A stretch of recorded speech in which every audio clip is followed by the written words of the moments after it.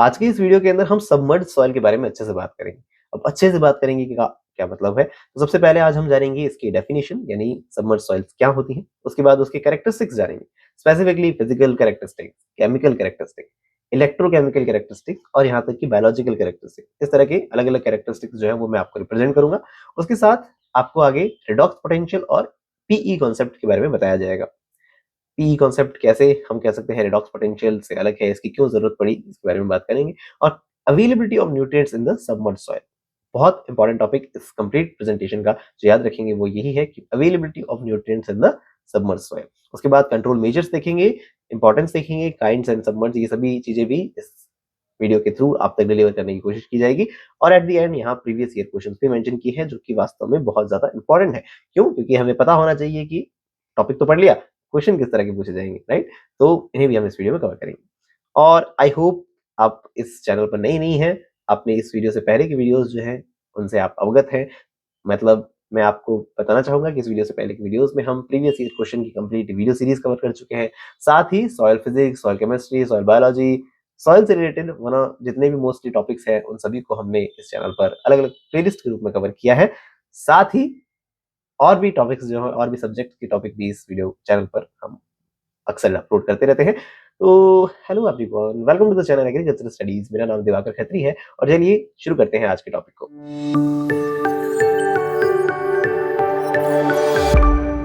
तो सबसे पहली बात कि सबमर्ज्ड सॉइल्स होती क्या है, डेफिनेशन क्या है। तो सबमर्ज्ड सॉइल्स आर दो soil saturated with water for a sufficient long time. पानी से सैचुरेटेड रहेंगे, यानी मैक्रो हो चाहे माइक्रोपोर हो, दोनों ही लंबे वक्त तक जो है वो पानी से भरे रहेंगे। मैक्रोपोर का साइज और माइक्रोपोर का साइज मिलीमीटर में कितना होता है जानते होंगे तो मुझे कमेंट सेक्शन में जरूर बताएंगे, राइट, रिवीजन के लिए। नेक्स्ट हम देखते हैं given in the soil the following distinct gley origin, which is one of the most important topic for ICR examination. ICR के हर एग्जाम के अंदर ग्ले टर्म जरूर पूछी जाती है। ग्लेइजेशन क्या होता है? तो ग्ले का मतलब याद रखना है, यानी ब्लू ग्रीन सा कोई पर्टिकुलर हम कहेंगे एक होरिजन डेवलप जब हो जाता है सॉइल में तब उसे हम कहते हैं ग्ले बन जाना, ग्लेइजेशन हो जाना। और जो कि सबसे ज्यादा इंपॉर्टेंट पार्ट है। तो ग्ले होरिजन का बन जाना जो कि किससे बना है? ऑक्सीडेशन रिडक्शन प्रोसेस से बना है। डेफिनेशन समझ आ गई, इजी थी। नेक्स्ट हम देखें इसके तीन खास बातें ये पता होनी चाहिए कि एक तो इसमें पार्शियली ऑक्सीडाइज्ड ए होरिजन होता है जिसमें ऑर्गेनिक मैटर ज्यादा होता है। अब एक क्वेश्चन मैं आपसे पूछता हूं कि ऑर्गेनिक मैटर कंटेंट आपको बताना है कहाँ ज्यादा होगा। क्या ट्रॉपिकल रीजन में ज्यादा होता है ऑर्गेनिक मैटर या टेम्परेट रीजन में ज्यादा होता है? अपना जवाब मुझे कमेंट सेक्शन में बताना। ठीक है, इस बारे में डिस्कशन करेंगे। चलो नेक्स्ट पॉइंट दिया गया, अच्छा इसी टॉपिक में यहाँ क्या है, partially oxidised A horizon high in the organic matter. यहाँ कह रहे हैं कि ए होरिजन में ऑर्गेनिक मैटर ज्यादा होगा क्योंकि यहाँ ऑर्गेनिक मैटर का डिकम्पोजिशन स्लो होता है। डिकम्पोजिशन स्लो होता है तो ऑर्गेनिक मैटर कंटेंट ज्यादा होता है। डिकम्पोजिशन ज्यादा हो जाएगा तो वो कम कंसिडर किया जाएगा। लेकिन यहाँ जो हम कह रहे हैं पार्शियली ऑक्सीडाइज्ड जोन होता है, तो सबसे पहला जोन अगर हम कंसिडर करें तो उसके अंदर क्या होगा? ऑर्गेनिक मैटर कंटेंट ज्यादा होगा, डन, जो कि डिकम्पोज नहीं है। नेक्स्ट, जल्दी ज्यादा डिकम्पोज नहीं है। A mottled zone is in which oxidation reduction alternate होते रहते हैं। एक बीच का जोन होता है जिसके अंदर हम देख सकते हैं ये रेड मॉटलिंग वगैरह देखी जाती है। और last permanently reduced zone, last का जोन, नीचे नीचे का जोन क्या कहा गया है? जो परमानेंटली रिड्यूस्ड है, जिसके अंदर ब्लूइश ग्रेइश कलर देखे जाते हैं। इस टॉपिक को हम ग्लेइजेशन के रूप में पढ़ते हैं, जो कि एक स्पेसिफिक सॉइल फॉर्मिंग प्रोसेस है। याद आया कुछ? अगर सॉइल पेडोलॉजी आपने अच्छे से पढ़ी है तो आप इस बात से अवगत होंगे। यार अवगत बहुत ज्यादा हिंदी वर्ड है ना, आप इससे रूबरू भी बहुत अच्छा नहीं है, चलो छोड़ो, आप इस वर्ड को जानते होंगे। चलो खैर नेक्स्ट हम देखते हैं। इस फोटो को थोड़ा बड़ा करके दिखाया है और नीचे एक स्टेटमेंट दिया है कि all the submerged soils are saturated soil. सारी सबमर्ज्ड सॉइल सैचुरेटेड तो होती हैं, लेकिन सारी सैचुरेटेड सॉइल सबमर्ज नहीं होती। थोड़ा विचार करिए और सोचिए क्या ये स्टेटमेंट सही है। विचार करेंगे तो आपको ये बात समझ आ जाएगी कि हाँ भाई साहब, स्टेटमेंट सही है। कह रहा है कि सारी सबमर्ज्ड सॉइल के अंदर पानी तो भरा हुआ ही रहता है, मैक्रो और माइक्रोपोर तो भरे हुए रहते हैं। लेकिन मैक्रो और माइक्रोपोर जब सारे भर जाएं तब इसका मतलब ये नहीं है कि आप उसे सबमर्ज कह दो। क्यों? क्या रीजन हो सकता है? तो उसको थोड़ा सा और एलाबरेट करें तो इस तरह से कह सकते हैं कि देखो, सबमर्ज का मतलब बताया जाता है कि पानी मैक्रो माइक्रो तो भरे हुए ही हैं, साथ में थोड़ा और ऊपर तक पानी की लेयर है सॉइल के ऊपर। बात समझ आई? तब उस कंडीशन में उसे सबमर्ज कहते हैं। लेकिन सैचुरेटेड का मतलब तो सिर्फ इतना सा होता है कि मैक्रो और माइक्रोपोर पानी से भर दो। बात समझ आई? तो थोड़ा सा डिफरेंस है। अपनी होशियारी चला के बताने की जरूरत नहीं है लोगों को। लेकिन कल को कोई पूछ ले हमसे कि क्या तुम जानते हो कि सबमर्ज सॉइल, और वाइवा में कोई पूछ ले, तब जवाब देने के नाम पे आप ये जवाब दे सकते हैं, ठीक है। वरना बस अपने दिमाग में रख लीजिएगा कि हाँ मुझे अगर कोई चला के पूछे तो मैं बता सकता हूँ उसके बीच का डिफरेंस। नेक्स्ट अगर हम देखें तो वो है, ये फोटो प्रेजेंट की गई है कि सबसे पहले हम देख सकते हैं ऊपर एयर बताई है, पानी का जैसे कि मैंने बताया पानी की एक लेयर होगी सॉइल के ऊपर। फिर उसके बाद एक ऐसा जोन होगा जिसे हम ऑक्सीडाइज्ड जोन कह सकते हैं, जिसकी ईएच वैल्यू देखो प्लस प्लस में दी गई है। ऑक्सीडाइज्ड होगा तो ईएच वैल्यू यानी पोटेंशियल जो है रेडॉक्स पोटेंशियल वो प्लस में होगा। उसके बाद पडल्ड सॉइल बताई है जो रिड्यूस जोन में है, उसकी वैल्यू नेगेटिव में होती है। और लास्ट में जो बताया है ऑक्सीडाइज्ड सब लेयर जो कि अनप्लॉयड है, ठीक है ना। तो मेन तो है रिड्यूस्ड जोन, और ऊपर का वाटर और बीच का ऑक्सीडाइज्ड जोन, तीन इस तरह से हमें जोन बताए गए हैं। ओके, तो हम कह सकते हैं submerged profile have four main region. एक तो free surface water, next is partially oxidised layer, और उसके बाद परमानेंटली रिड्यूस्ड और वाटर लेयर, और लास्ट का प्लॉस और सबसॉइल। ओके, नेक्स्ट अगर हम देखें तो अब आता है effect of submerged soil on various soil property.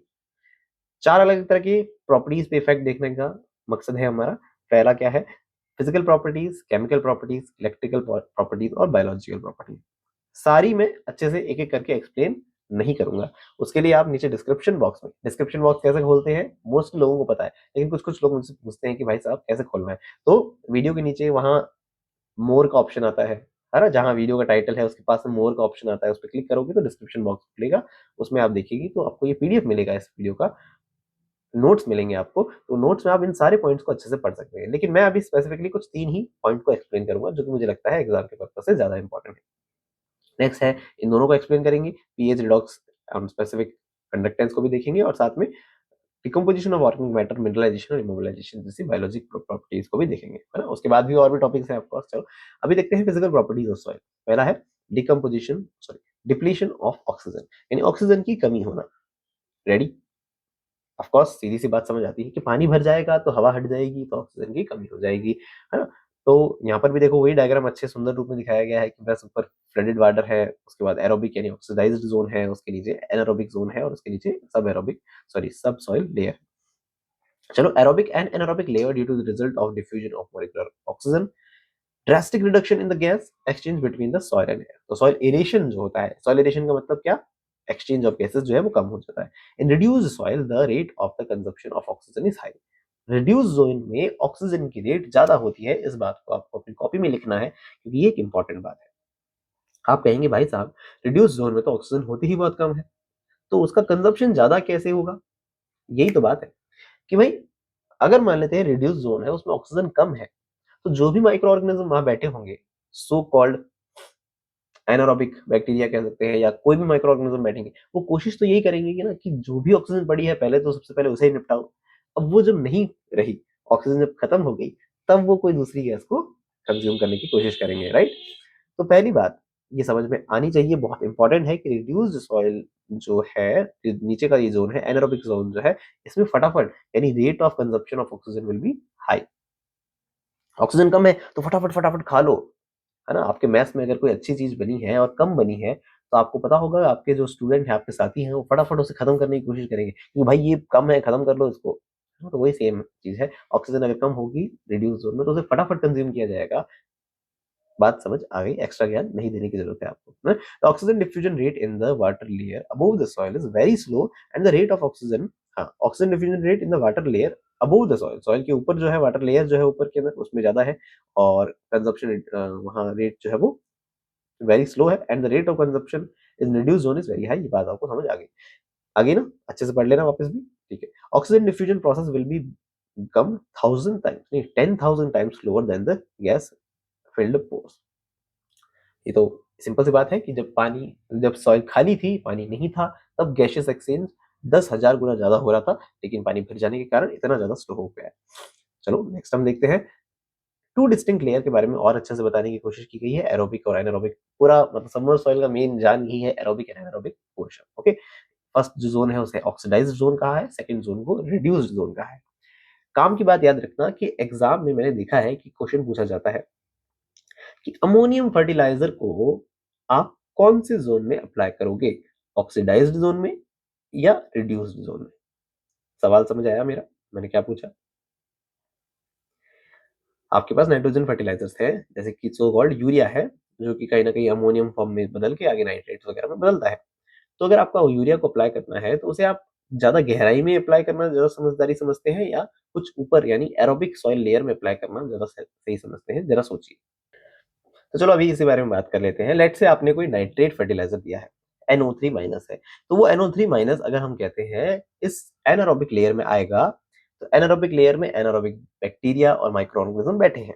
अब वो लोग क्या करेंगे? वो देखेंगे कि भाई साहब NO3 आया है, ऑक्सीजन है इसके पास, तो ऑक्सीजन ले लो इसकी, है ना? इसकी ऑक्सीजन ले लो और इसे नाइट्रोजन बना के छोड़ दो, जो कि N2 के रूप में क्या हो सकता है? बर्बाद हो सकता है ना? कहने का मतलब समझ आया? कि देखिए इसका क्या हो सकता है, ये लॉस हो सकता है नाइट्रोजन का। बात समझ आ रही है? ये फ़ोटो आपको थोड़ी छोटो लग रही होगी, तो बड़ी कर देते हैं इसे। देखो, ये जो नाइट्रोजन है, मैंने क्या कहा? नाइट्रेट जो है, अगर वो गलती से वैसे तो आने तो नहीं चाहिए। कह रहा हूँ अगर मान लेते हैं इस ज़ोन में ही अप्लाई किए गए हैं, एनारोबिक ज़ोन में, तो यहाँ इसका डीनाइट्रिफिकेशन होते हुए लॉस होने लगेगा।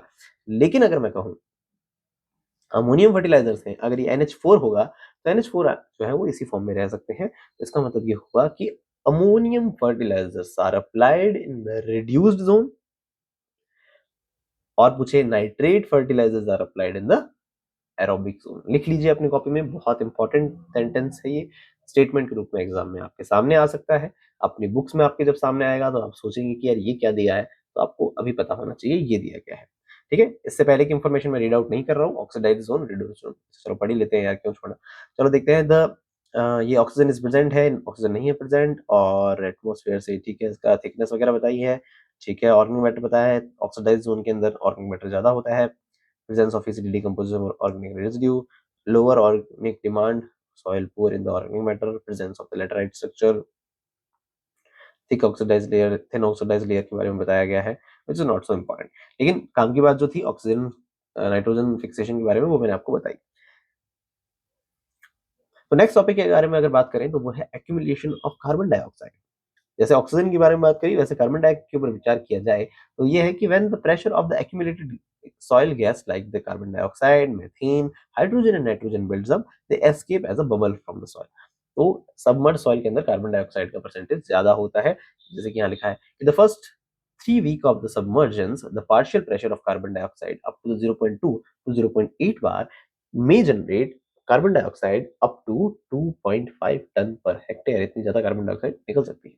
चलो खैर, which is not so important. लेकिन काम की बात ये है कि ऐसा क्यों हम कह रहे हैं कि अच्छा, नेक्स्ट पॉइंट इज इम्पोर्टेंट। कह रहा है कि high amount of calcium, magnesium and ferrous and manganese affects in the chemical equilibrium in the soil water system as a result of presence of large amount of carbonic acid। ऐसा कहा जाता है कि जब कैल्शियम कार्बोनेट है उसकी solubility कम है, magnesium carbonate की सॉल्युबिलिटी कैल्शियम कार्बोनेट से ज्यादा होती है। लेकिन जब मैग्नीशियम प्रेजेंट होता है तब, या सॉरी मैं ऐसा कहूँ कि H2CO3 जब प्रेजेंट होता है, कार्बोनिक एसिड प्रेजेंट होता है, तो उसकी प्रेजेंस में हम कहते हैं जो ज़्यादा हम कहते हैं सॉल्युबिलिटी बढ़ जाती है। इसमें शायद काउंटर आयन इफेक्ट लगेगा या ऐसा कुछ इफेक्ट लगेगा जिसके कारण से हम कहते हैं कि इसकी सॉल्युबिलिटी बढ़ जाती है। तो इसके वजह का स्टेटमेंट मुझे लगता है, इसका पीछे रीज़न ये हो सकता है। The solubility of all these cations will be determined by the partial pressure of carbon dioxide. Carbon dioxide पानी के साथ जुड़ता है, H2CO3 बनाता है और उसी के ऊपर सबकी सॉल्युबिलिटी डिपेंड कर रही है। Injury of carbon dioxide is found in the soil, sorry, in the rice crop when the soil is acidic in nature। क्यों एसिडिक होगी? क्योंकि ये H2CO3 प्रेजेंट होगा। Low in iron, organic matter and temperature. Okay जी। तो ये कुछ काम की जो प्रॉपर्टीज मुझे लगती हैं आपको पता होनी चाहिए, वो मैंने आपको यहाँ पे कुछ रिप्रेजेंट कर दी। और अगर आप, मैं फिर से कहूंगा, फिजिकल प्रॉपर्टीज को अच्छे से पढ़ना चाहेंगे तो नीचे डिस्क्रिप्शन बॉक्स में जो PDF अवेलेबल है उन सारों को पढ़े। मैं अगर सारी को एक्सप्लेन करूंगा तो वीडियो बहुत ज्यादा लेंदी हो जाएगा और वो सही नहीं होता है। चलो खैर, सॉइल रिडक्शन के बारे में बात करेंगे। सॉइल chemical soil properties के अंदर, which is something important. Soil reduction is the most important chemical phenomena found in the submerged soil. Submerged soil has a very gray to greenish color having a raw low redox potential। बिल्कुल हमने पहले ही समझ लिया था कि ये reduced zone के अंदर redox potential कम होता है। और redox potential क्या होता है इसके बारे में भी आगे हम डेफिनेशन देखेंगे, लेकिन अभी बताया है कि redox potential कम हो जाता है। A change in the chemistry results in a change in the soil color। हाँ, ऐसा होने से soil का कलर चेंज हो जाता है, ग्ले कलर यानी ब्लू ग्रीन हो जाता है, ठीक है, और रेडिश ब्राउन जो मॉटल्स हैं वो नीचे देखे जाते हैं। चलो खैर, नेक्स्ट बताया है कि the soil is intermittently saturated with water oxidation of organic matter is slow and it is accumulated in the aqueous region, जो हमने पहले बात कर ली थी. In the second zone ferrous and manganese are deposited as rusty metals, जिसके कारण if the diffusion of oxygen into the soil is slow, if the diffusion is rapid, they are decomposed as the concretions. ठीक है, तो ये भी आप बातें हैं जो कुछ समझ सकते हैं, पढ़ सकते हैं. आपको इजी समझ आया क्या होगा कि बता रहा है कि अगर सेकंड जोन में अगर कहीं ना कहीं ऑक्सीजन आ रही है तो वो हम कह सकते हैं कि उनके मॉडलिंग या ऑक्सीडेशन के लिए रिस्पॉन्सिबल होगी, जिस कारण से उस जोन के अंदर कुछ रेडिश स्पॉट्स देखे जा सकते हैं. चलो अब काम की बात, जो इंपॉर्टेंट एग्जाम में या मैं कहूँ अगर सबमर्ज्ड सॉइल में से कोई क्वेश्चन आ रहा है तो वो यहीं से आ रहा है. जो याद रखना होता है वो यही है. क्या बोला मैंने कि जो काम की बात है सबसे ज्यादा, वैसे तो न्यूट्रिएंट अवेलेबिलिटी भी है लेकिन ये भी बहुत ज्यादा इंपॉर्टेंट है. ये फ्रीक्वेंटली एग्जाम में पूछा जाता है. क्या है कि ऑक्सीजन रिडक्शन का मतलब क्या है? रिडक्शन का मतलब हो गया हाइड्रोजन का जुड़ना, या हम कहते हैं ऑक्सीजन का हटना, या हम कहते हैं इलेक्ट्रॉन का जुड़ना. इस तरह की 3 डेफिनेशन याद करते हैं ऑक्सीडेशन और रिडक्शन की. कभी 10th क्लास में हो सकता है आपने पढ़ी होगी, नहीं पढ़ी तो कोई बात नहीं. चलो अभी याद रखते हैं कि रिडक्शन हो रहा है ऑक्सीजन से H2 में होता है. ये एलिमेंट्स का चेंज आपको अच्छे से याद होना चाहिए. नाइट्रेट N2 में बदलते हैं, Mn+4 Mn+2 में बदलते हैं, Fe+3 Fe+2 में बदलता है, सल्फेट सल्फाइड में बदलता है, कार्बन डाइऑक्साइड मीथेन में बदल जाती है. ओके, और या फिर पानी के साथ रिएक्ट करके H2CO3 बना लेती है ना. लेकिन रिडक्शन कंप्लीट बताया जाए तो वो इस तरह से होगा. सबसे ज्यादा रिडक्शन किसका होता है तो हम कहेंगे रिडॉक्स पोटेंशियल सबसे ज्यादा किसका है, हम कहेंगे 380 टू 320 जो है वो ऑक्सीजन का है. अगर आप देखेंगे राजस्थान के जो एग्रीकल्चर ऑफिसर और इस तरह के एग्जाम होते हैं, या agriculture assistant agriculture research officer AARO का जो एग्जाम था उसमें आई थिंक पिछले साल ही पूछा गया है. इनके स्पेसिफिकली वो पूछ लिए गए थे, इसका पूछा था Fe+3 से Fe+2 में बदलने का रिडॉक्स पोटेंशियल क्या है, ये पूछा गया था. तो याद रखना ये 180 टू 150 है. देखो सारे याद कर सको तो बहुत अच्छी बात है, नहीं याद कर पाओ तो एटलीस्ट ये सीक्वेंस पढ़ लेना मेरे दोस्त, क्योंकि मुझे लगता है कि आईसीआर के एग्जामिनेशन के अंदर इस तरह के क्वेश्चन आते हैं, सीक्वेंस पूछ ले जाते हैं. तो याद रखना सबसे पहले भाग के ऑक्सीडेशन कौन करवाएगा, मतलब रिडक्शन कौन करवाएगा, ऑक्सीजन. उसके बाद नाइट्रेट, फिर मन, फिर स कार्बन डाइऑक्साइड. कुछ ट्रिक बनाना यार, मुझे भी बताना कि देखो मैंने ये ट्रिक बताई है, इस तरह से मैं याद रखता हूँ तो मुझे अच्छा लगेगा. तो कमेंट सेक्शन में पॉसिबल हो तो मुझे इसकी कोई ट्रिक भी बताइएगा, नहीं तो ऐसे ही याद कर सकूँ तो बहुत अच्छी बात है. ट्रांसफॉर्मेशन ऑफ एलिमेंट, जैसा कि मैंने बताया कौन सी चीज किसमें बदलती है वो चीज आपको याद होनी चाहिए. नेक्स्ट आपको बताया गया है रिडॉक्स पोटेंशियल होता क्या है. वैसे तो ये स्लाइड पहले आनी चाहिए थी, आपने इफेक्ट पहले बता दिया, रिडॉक्स पोटेंशियल होता क्या है आप बता रहे हो. चलो कोई बात नहीं, यह क्वांटिटेटिव मेजर है. क्वांटिटेटिवली जज करना है हमें कि tendency of a given system to oxidise और रिड्यूस सब्सटेंस. जितना ज्यादा पोटेंशियल वो उतना ज्यादा टेंडेंसी रखता है ऑक्सीडाइज होने की. जैसे कि हमने बात करी ऑक्सीजन की, ऑक्सीजन लाला कहते हैं कि हमारा रिडॉक्स पोटेंशियल जो है वो 380 टू 320 है, यानी हमारा रिडॉक्स पोटेंशियल ज्यादा होने के कारण हम जल्दी से ऑक्सीडाइज सॉरी रिड्यूस होने की कोशिश करते हैं. हाँ, ये बात आपको पता होनी चाहिए. स्ट्रांगली ऑक्सीडाइजिंग सिस्टम जो होता है उसमें पॉजिटिव होती है एच की वैल्यू, रिड्यूसिंग सिस्टम के अंदर नेगेटिव में होती है वैल्यू. जितना नेगेटिव मतलब उतना ज्यादा रिड्यूस, जितना पॉजिटिव उतना ज्यादा ऑक्सीडाइज. डन है मेरे भाई, डन है मेरे भाई या मेरी बहन, जो भी है नाम. नेक्स्ट है oxidisation result reduction. Oxidation reduction is a chemical reaction in which the electron are transferred from a donor to an acceptor. ठीक है जी, इसकी डेफिनेशन बता दी क्या होती है oxidation reduction.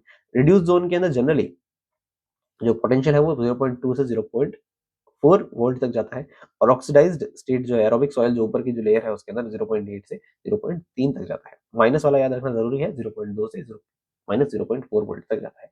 Okay, next PE का कॉन्सेप्ट है कि देखो रिडॉक्स पोटेंशियल से ज्यादा बेटर या ज्यादा कन्वीनियंट फॉर्म मानी जाती है इलेक्ट्रॉन नेगेटिविटी, या मैं कहूँ negative logarithm of electron activity. क्या मैंने बोला कि भाई साहब कि इलेक्ट्रॉन्स जो होते हैं ऑक्सीडेशन और रिडक्शन को जज करने का सबसे अच्छा तरीका हो सकता है इलेक्ट्रॉन्स. तो इलेक्ट्रॉन्स की एक्टिविटी को जज करने के लिए पर्टिकुलरली अगर पीई का कॉन्सेप्ट बना दिया जाए तो हो सकता है कि स्टडीज ज्यादा कन्वीनियंट हो जाएंगी. जैसे बताया है कि it is more logical and convenient to use the pE concept instead of the Eh in the study of the redox equilibrium. और यहाँ बताया गया है कि just as the pH is measured of proton, जैसे कि पीएच एक H plus का नेगेटिव लॉगरिथम होता है, वैसे ही पीई जो है वो इलेक्ट्रॉन का इलेक्ट्रॉन एक्टिविटी का नेगेटिव लॉगरिथम होता है. आप कहेंगे हमें पीएच नहीं पता, आप पीई पढ़ा रहे हो, तो भाई पीएच पढ़ के आओ पहले. वो बहुत इंपॉर्टेंट है. पीएच का कॉन्सेप्ट किसने दिया था और कब दिया था, ईयर और साइंटिस्ट आपको मुझे लगता है याद होंगे. अगर आपने आईसीआर की प्रिपरेशन स्टार्ट कर दी है, कर रहे हैं, तो आपको पीएच का कॉन्सेप्ट किसने दिया कब दिया ये याद होगा. साइंटिस्ट का नाम, ईयर मुझे कमेंट सेक्शन में बताना. धन्यवाद भाई. नेक्स्ट हम देखते हैं, ये मेरी बहन जो भी है बुरा ना माने. आप कहेंगे बहन क्यों बोलते हो, भाई क्यों बोलते हो, जो भी है मेरे दोस्त, है ना। चलो बात करें, just as the pH is the measure of proton activity, so the pE the negative logarithm of the electron activity, measure of electron activity. ठीक है जी। नेक्स्ट है इसका फॉर्मूला, नेगेटिव लॉगरिथम का फॉर्मूला इस तरह से। अब इसे जब लॉग 10 में बदलते हैं तब 2.303 आरटी गैस कांस्टेंट है, टेम्परेचर है, फेराडे कांस्टेंट है। अगर आपको नहीं पता ये सब चीजें तो कोई बात नहीं, आप सिर्फ इतना याद रखेंगे कि ई एच जो नहीं रोडॉक्स पोटेंशियल के अंदर अगर हम 0.0591 0.0591 याद करें, 0.0591 या 0.056 कुछ भी याद कर लीजिए, है ना, 0.06 याद कर लीजिए या फिर, है ना। चलो खैर, एग्जैक्टली अगर ये वैल्यू अगर आपको याद होगी तो वो हेल्प रहेगी। एग्जाम में आता है ये क्वेश्चन कि बताओ कि पी का फॉर्मूला क्या है, या ईएच में किसका भाग लगाएं कि वो पीई में बदल जाए, तो ये होगा 10। ओके, पीएच के बारे में बताया है कि देखिए ये कॉन्सेप्ट बताया गया है यहाँ पर कि सॉइल चाहे एसिडिक हो, सॉइल चाहे एल्कलाइन हो, अगर सबमर्ज है बहुत लंबे समय से तो वो दोनों ही कंडीशन के अंदर न्यूट्रलिटी की तरफ आ जाती है, जो कि एक इंपॉर्टेंट स्टेटमेंट है जो आपको याद रखना है कि increase of pH of acidic soil pH बढ़ा लेती है, एल्कलाइन सॉइल पीएच घटा लेती है, दोनों एल्कलाइनिटी की तरफ, न्यूट्रलिटी की तरफ बढ़ती है। ठीक है ना, इस बात को याद रखना है आपको। अब इसके कुछ रीजंस बताए गए हैं कि भाई एसिडिक सॉइल है, मान लेते हैं सॉइल एसिडिक है, जिसका मतलब क्या हुआ, फेरस और एल्यूमिनियम जो है वो Fe+3 और Mn+4 के फॉर्म में है।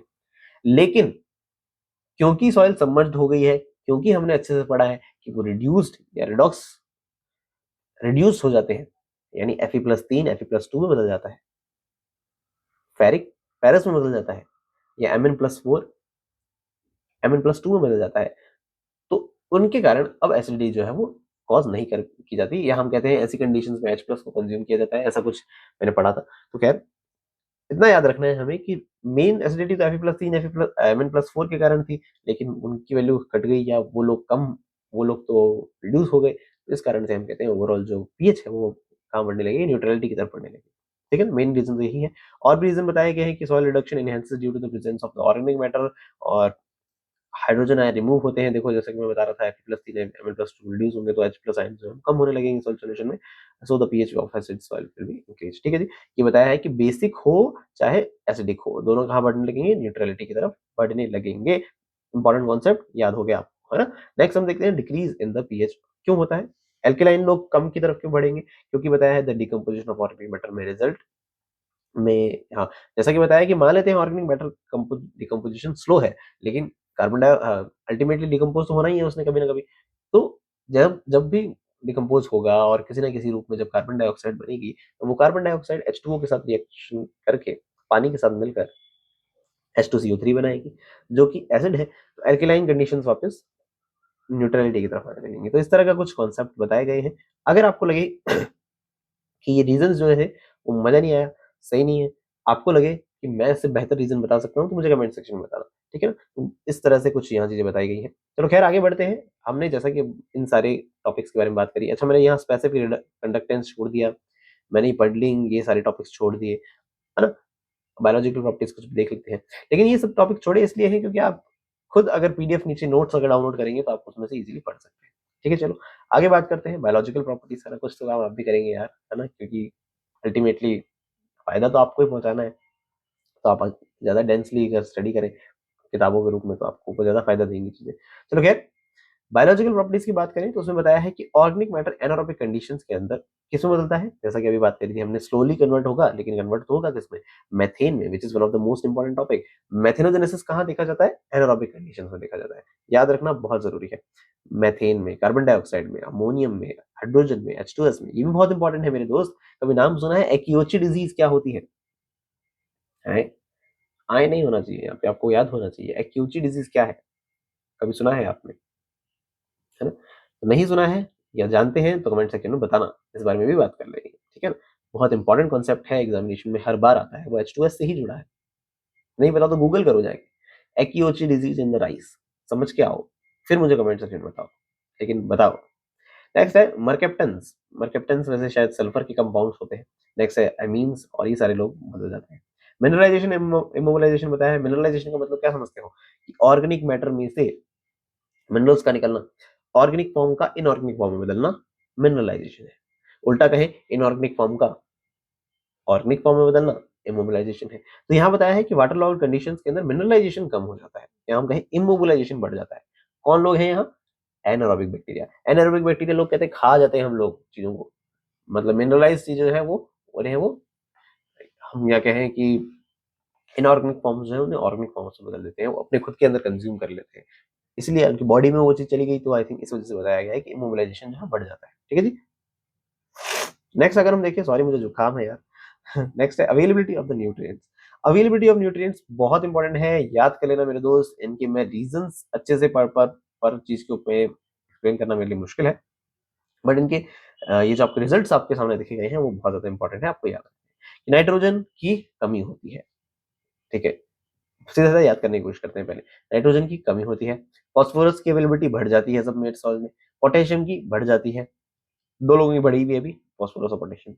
सल्फर की कमी होती है, जिंक की कमी हो जाती है, फेरस एंड जिंक की, फेरस जिंक जो ज्यादा बढ़ जाते हैं, क्योंकि चलो क्योंकि जिसका पता है वो बताने की कोशिश कर रहा हूँ बेटा, नहीं नहीं चलो सारे याद करते हैं। हाँ चलो यहाँ तक ही इंपॉर्टेंट है, सैलिनिटी और इफेक्ट ऑफ क्रॉप तो इज नॉट सो इंपॉर्टेंट, लेकिन यहाँ तक कि ये जो न्यूट्रिएंट्स हैं ये सारे इंपॉर्टेंट है, एग्जाम में पूछे जा सकते हैं। तो किन किन की कम होगी?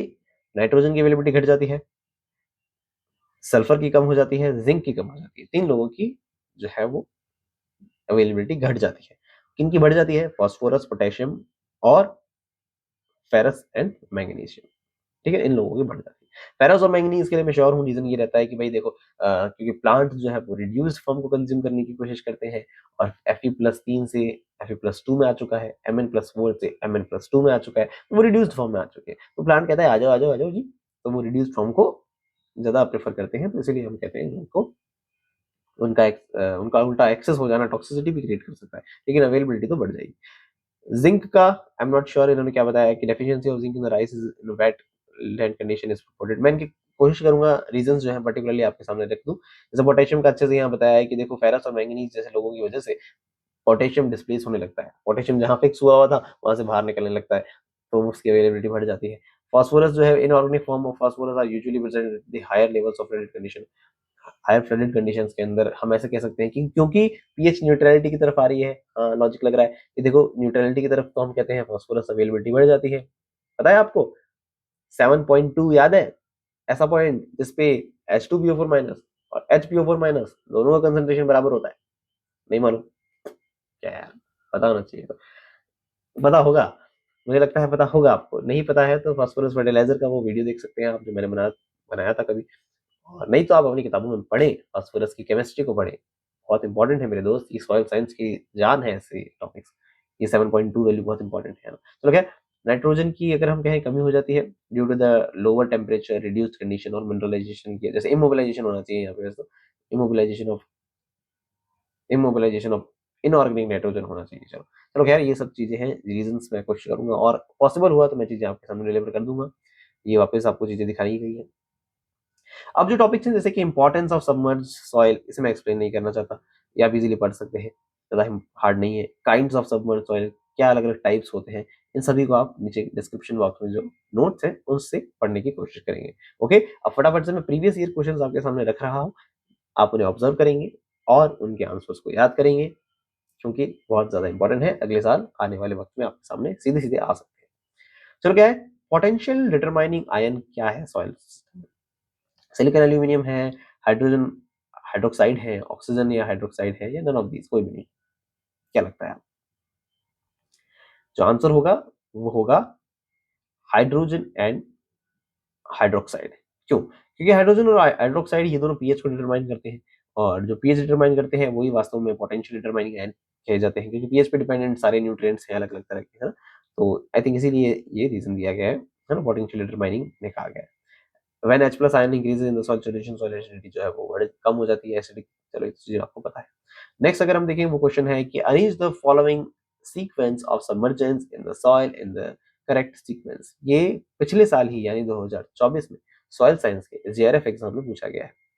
फटाफट से आप सारे पढ़िए और सोचिए इसका सीक्वेंस क्या होना चाहिए। ओके, आई होप मुझे पॉज करके आपने पढ़ लिए। मैं आपको अब इसका आंसर दिखाऊं तो उसका आंसर होना चाहिए फर्स्ट, यानी पहले होगा डी डिप्लीशन ऑफ ऑक्सीजन, जैसा कि हमने समझा था। उसके बाद हम देखेंगे loss of beneficial soil organism. ये बात ये इंपॉर्टेंट याद रखनी है कि एरोबिक ऑर्गेनिज्म जो है वो खत्म होने लगेंगे, फटाफट से ऑक्सीजन की डिमांड बढ़ जाएगी, ऑक्सीजन की क्या करेंगे वो कंज्यूम करेंगे। उसके बाद एरोबिक के बाद एनारोबिक लोग बढ़ जाएंगे। तो पहले तो बेनिफिशियल लोग हैं, पता होना चाहिए, जैसे नाइट्रोजन फिक्सेशन करने वाले बढ़िया जो ऑर्गेनिजम्स होते हैं वो एरोबिक होते हैं, तो वो बेनिफिशियल सॉइल ऑर्गेनिज्म है, वो कम हो जाएंगे। या कोई दूसरे हम कहें ऑर्गेनिज्म सॉइल के अंदर मैक्रो ऑर्गेनिज्म की बात करें तो वो भी मरने लगेंगे, ऑक्सीजन ही नहीं है तो कौन जिंदा रह पाएगा मेरे भाई। तो ये सी पहले होना चाहिए। फिर उसके बाद accumulation of toxic toxic substance कौन छोड़ेगा, एनारोबिक बैक्टीरिया लोग हाइड्रोजन सल्फाइड छोड़ेंगे। और लास्ट में हम क्या है, सॉइल की पीएच जो है वो एसिडिक कंडीशन में जो है तो उसमें बढ़ने लगेगी, एल्कलाइन है तो वो घटने लगेगी। दोनों बातें स्टेटमेंट सही है। नेक्स्ट ईयर आपके सामने अगर आ जाए, याद रखना मेरे दोस्त, सबमर्ज सॉइल के अंदर एसिडिक है अगर पीएच तो न्यूट्रलिटी की तरफ आएगी, पीएच अगर एल्कलाइन की तरफ है तब भी न्यूट्रल की तरफ आएगी। याद रखना बहुत जरूरी है। इसके रीजंस भी मैंने आपके सामने प्रेजेंट किए हैं। आपको समझ आई तो अच्छी बात, नहीं आई तो स्टेटमेंट तो याद रख ही लेना। नेक्स्ट क्वेश्चन बताया गया है कि water logged soil typically displays a greyish colour due to the reduced oxygen. बिल्कुल बच्चा बच्चा जानता है आपको कि ग्लेइजेशन क्या होता है, क्ले बन जाना क्या होता है ना। नेक्स्ट पूछा है कि वाट हम कह रहे हैं कि upland soil usually maintains a reddish और brownish hue due to its well aerated nature. Upland soil जिसके अंदर ऑक्सीजन का अमाउंट ज्यादा है, वहां पर क्या रेडिश और ब्राउन कलर देखे जा सकते हैं वेल एरेटेड कंडीशन के अंदर, क्या बोलते हैं। देखो आईसीआर की जो ऑफिशियल आंसर की है उसके अकॉर्डिंग तो रीजन गलत है, लेकिन मुझे पर्सनली लगता है कि रीजन सही है और दोनों बातें एक दूसरे को एक्सप्लेन नहीं कर, ठीक है। मुझे लगता है कि हाँ अपलैंड सॉइल है जहां पर ऑक्सीजन की अवेलेबिलिटी, लोलैंड उसको तो बोलते हैं जिसमें पानी भर जाता है ना। तो अपलैंड जिसके अंदर ऑक्सीजन की अवेलेबिलिटी है, वेल एरेटेड है, तो उसमें अगर रेडिश ब्राउन ह्यू कलर हो सकता है, क्यों, क्योंकि उसमें फेरस और एल्यूमिनियम जैसे लोगों का ऑक्सीडेशन हो जाएगा, फेरस का स्पेसिफिकली हम कहें, है ना। तो ये स्टेटमेंट सही माना जा सकता है। तो मुझे लगता है कि ये सही भी हो सकता था, लेकिन आईसीआर के अकॉर्डिंग ही अगर हम बात करें कि एग्जैक्टली जो आंसर सही माना गया ऑफिशियल आंसर की में वो ये था। आपकी इसके अंदर क्या राय है, आप क्या सही मानेंगे क्या गलत मानेंगे, आप मुझे कमेंट सेक्शन में बताइए। ओके, चलो जी, नेक्स्ट आगे देखते हैं वो है इमीडिएटली, अरे अरे रुक जा मेरे भाई, अरे यार, oh shit, I don't know why is this happening. फटाफट से क्वेश्चंस आपके सामने रिवील हो गए यार, ये तो गलत बात है जरा। अभी स्टेटमेंट्स आपको पढ़ने हैं कि अगर immediately after the application of anhydrous nitrogen, इसे इंजेक्ट किया जाए एनहाइड्रस अमोनिया, इसका आपको पता होगा नाइट्रोजन परसेंटेज कितना होता है, कमेंट सेक्शन में बता देना मेरे दोस्त। Into the soil is it moves laterally as well as vertically, and a localized zone which is known as the ammonia retention zone is formed. A number of temporary yet dramatic changes occur in the ammonia retention zone.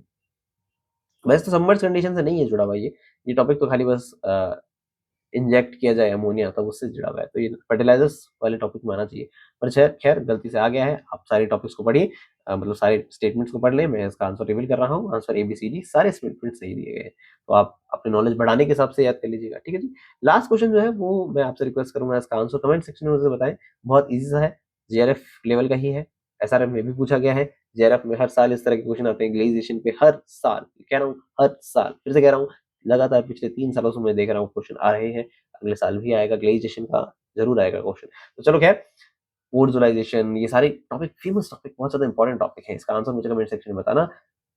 मिलते हैं next video के अंदर। साथ ही अगर आपको कोई suggestion देना हो कि भाई साहब इस टॉपिक के ऊपर वीडियो बनाओ, इस तरह की सीरीज बनाओ, ऐसा कुछ आपको लगे कि आप एक बेटर, तो ऐसा कुछ अगर आपके दिमाग में हो तो मुझे कमेंट सेक्शन में बताएं। इस वीडियो में कोई कमी लगी हो तो बताएं, इस वीडियो आपको अच्छा लगा हो तब भी मुझे बताएं। आपके कमेंट्स, आपके एप्रिशिएशन मेरे लिए बहुत मायने रखते हैं। Thank you so much for those appreciation जो भी आप मुझे भेजते हैं कमेंट सेक्शन के रूप में। चलो मिलते हैं नेक्स्ट वीडियो में, तब तक के लिए बाय, टेक केयर।